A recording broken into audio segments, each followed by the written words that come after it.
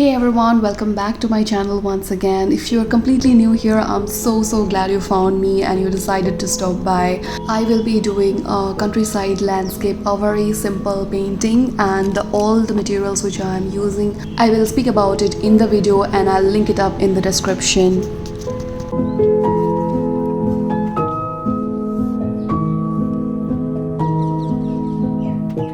Choose a very simple composition today because most of the part of the painting will be in real time, and so you will find that a video is a little longer than the usual ones. If it's too slow for you, you can always choose the speed of the video and speed it up if you need it. I will go ahead with the pencil sketch first for the painting. I have divided the page into two halves. You might have noticed me using the size of the pencil to give the small marks before I draw the horizon line. So this method always helps to get the horizon straight. And so you don't need a scale to measure the horizon. I am using this A5 sketchbook, which is in 300 GSM and 100% cotton, which is the best paper for watercolors. I start with the pencil sketch. I draw these mountains. The pencil sketch is not very dark, so once I add water to the paper, it will fade out. So don't worry about erasing the sketch. It will fade out once we start painting.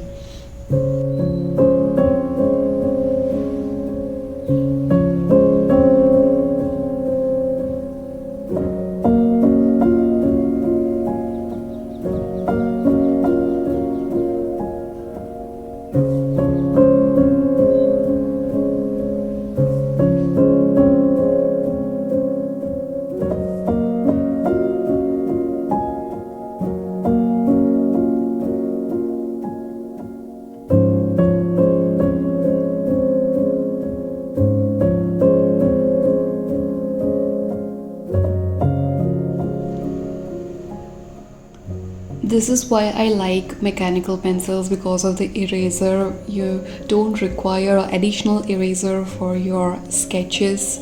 You have it handy with you, so it really helps. We are almost done with the pencil sketch. I just have to add few more trees on the right hand side. It's looking empty, so I'll just add these two trees and we will be done.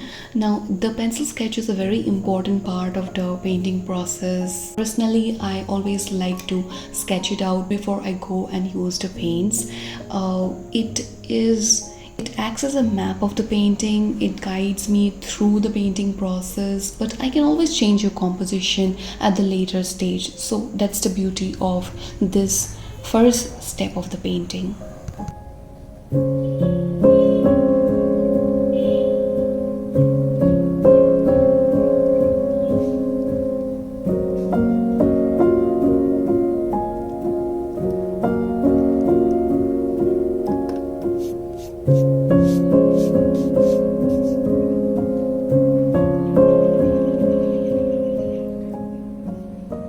For today's painting, I will be using this travel set of Schmincke watercolors. I have 3 additional colors in the set. I have undersea green, Payne's gray from Daniel Smith, and the lavender pen from the White Knights.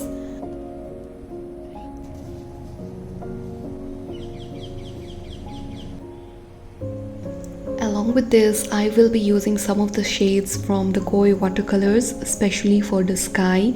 I am mixing cerulean blue with some of the earlier mixes and I get this grayish blue color, which I will use for the sky. This is the same set which I have reviewed in my previous video. I will add the link of the video here and you can click the I button and check it out later. Next, I go ahead with the first layer for the sky. I add the bluish gray mix to it and wet the entire sky area so that I don't get these hard edges in the sky. I want a very smooth transition, and wetting the paper, working wet on wet, would give me this effect. You can see that I have not stretched or taped my paper on the sides for this painting.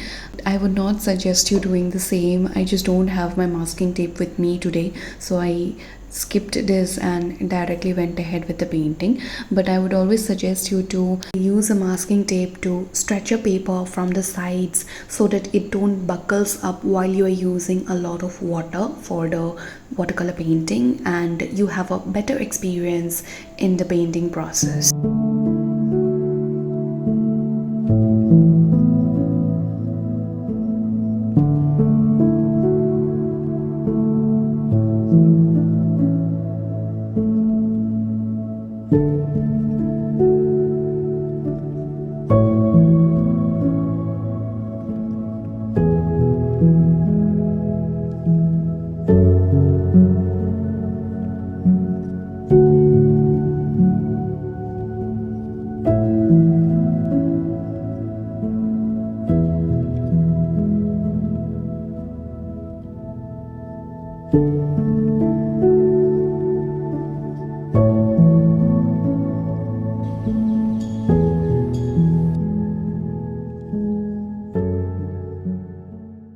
For the next step, I have changed my water. I need clear water, and the brush should be very soft, which can glide through the paper and pulls the pigment easily.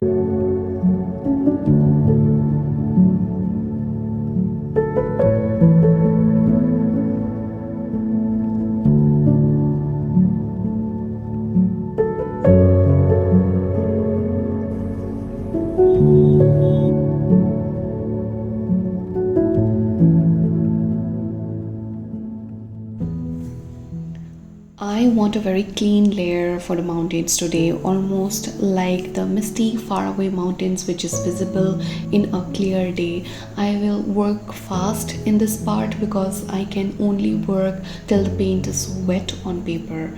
I lay the paint in a single stroke on the paper and use a damp brush like this to smudge and pull the pigment towards the bottom part of the mountain. Yes, in this part it looks like I have sped up the video, but no, this is me working fast so that I don't get the hard edges. I need one more layer for the mountain, so I'll let the first layer settle down and then I'll just go over once again with the pigments and work in the similar way which I did earlier.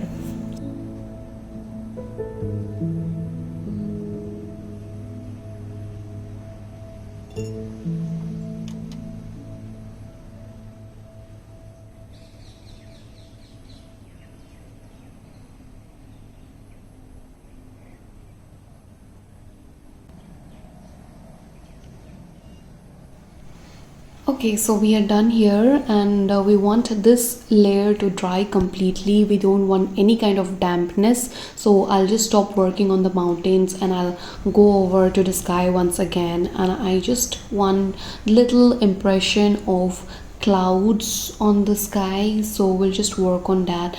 I'm trying to make a very diluted wash of blue and some purples, so yeah, let's go ahead with the sky once again.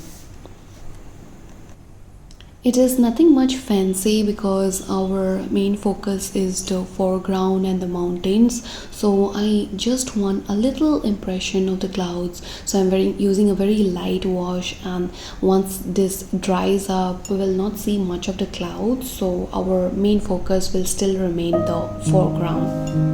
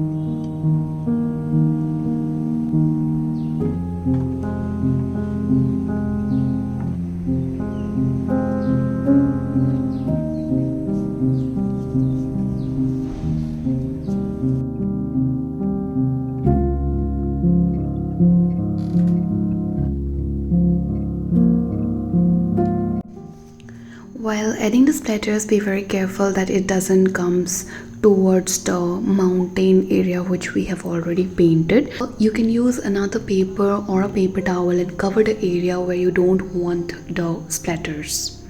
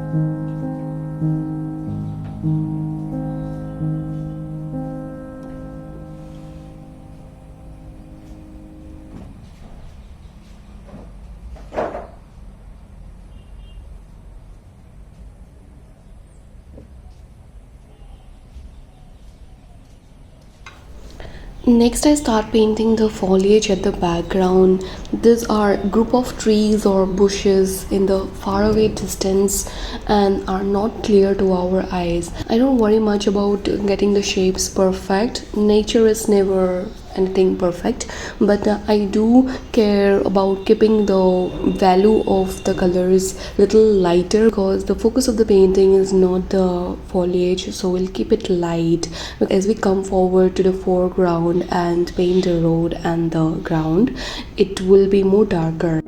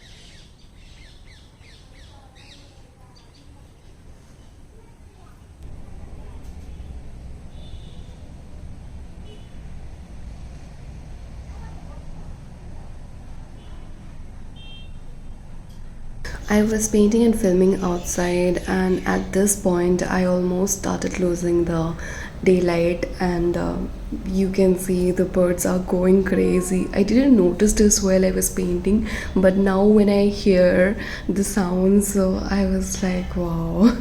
So, yeah, I hope you enjoyed the video so far. Right now, I am using water pencils to just go over and give some texture to the road and the trees. I don't do this usually when I paint in watercolors. I just bought the water pencils for trying them out. And today when I was starting this painting, I thought why not, I will just take this with me and see how they looks. I will add some textures. So yeah, that was the thought process. I have almost come to an end of the painting. I just want to add some highlights here. I have white gouache with me on this palette, and I took some paints on the brush and I'm just going over few of the places. I'll just give some details, some dots and dashes here and there. Nothing very specific, but yeah, just a few highlights here and there.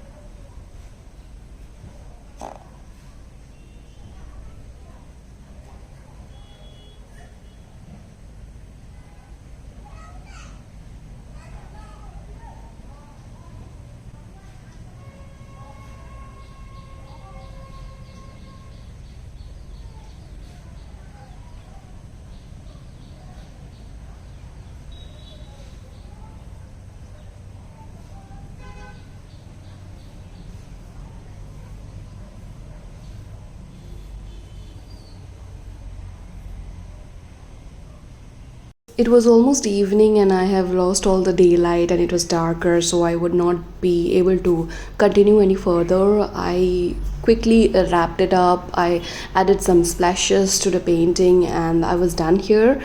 The next day I came over and took some final pictures of the painting, and here it is.